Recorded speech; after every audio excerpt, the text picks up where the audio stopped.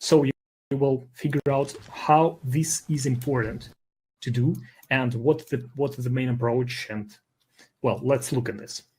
Marcel? All right. So, this is basically an example of, what you want to do when you replay your own VODs or someone else's VODs and try to, find the mistakes and what you want to pay attention to. So, first, just a little, intro to this video. Basically, it starts in the middle of the game, 9 squads left and, didn't see the early game. So not sure how, risky you dropped, how much loot you got and all that stuff. Judging by that, anyway, we see, some grenades, we see 12 shield cells. However, we see white armor, flatline, which is, pretty weak, and Eva. So the combination of weapons at least is good. However, the flatline definitely could be improved on. Apart from that, the team comp, it's a caustic, so very defensive class. You want to play around buildings if possible. Bloodhound, it's one of the weaker characters, most importantly, because he has only one aspect to his, entire kit, which is seeing through smokes. However, you can do that by just finding an item in the game, so it's definitely not the strongest. And apart from that, just a little side note, his ultimate increases field of view, which 1 changes sensitivity, which is really bad for your muscle memory. And 2, it also changes your FPS because you have a higher field of view. So this impacts your PC performance. So definitely right now, I would not recommend to play Bloodhound.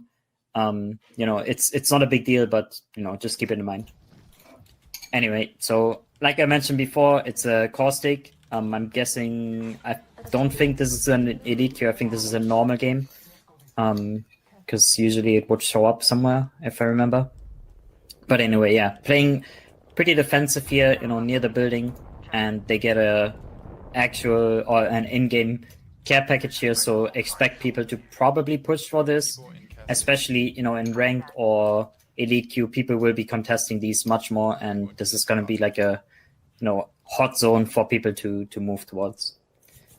So with that being said, okay, yeah, hold on, let's take a quick look at the inventory here, since we haven't seen it before.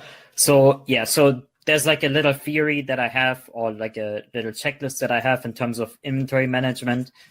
So first of all, I said before that he has frag grenades, but he has also an Arcstar. So what I recommend is, if you use the wheel for the grenades, that you always pre-select Arcstars, because they have the most important use. And, you want to be able to use those quickly. So try to always, pre-select the grenades. He already pre-selected the shield cells, which I think is fine because he has white armor. If he had blue or purple armor, you should probably pre-select the shield battery, because those will be, more efficient. Apart from that, you can also use the single, button keybinds or whatever to heal, which is obviously, much more efficient and better. Apart from that, 2 stacks of ammo, not the best, but since you have only a white backpack, it makes sense here, and it's fine. Maybe could have dropped this 1 Arcstar for a little bit more ammo, since you can run out fairly quickly with the flatline. However, apart from that, it's fine. We know in the next season, or I think it's still confirmed that in the next season they will change the shotgun stack from 64 to 16. So the Eva will have a significant nerf with it, because it uses 8 bullets in 1 magazine. And, having only 16 extra means you have only 3 magazines, which can be pretty bad if you kill people who don't have a shotgun and you can't restock. So, try to use the Peacekeeper before over the Eva in the next patch, because it will be much better. And then, yeah, like I said before, the flatline is not the strongest. But yeah, so right now, we kind of saw the overall situation, so I'm just gonna, yeah, there was actually a Peacekeeper there, so should be using that over the Eva. But anyway, so basically what you want to do is just, skip ahead till the next fight, which is actually right here. And then once you find the next, or the fight, you go back a little bit before the fight started, because often mistakes happen already before the fight. So right here, hold on, do they have communications? Maybe that there's an enemy. Okay, so the only information that you have is that your teammate, pinged that you spotted an enemy. Now, this doesn't really give you much information where the enemy is, if they're going for the crate, how far the crate is, because you didn't scout the crate at all. So these nades probably against good players won't really do anything unless you get lucky. So this is not really optimal use of grenades. So try to get more info before you use those grenades.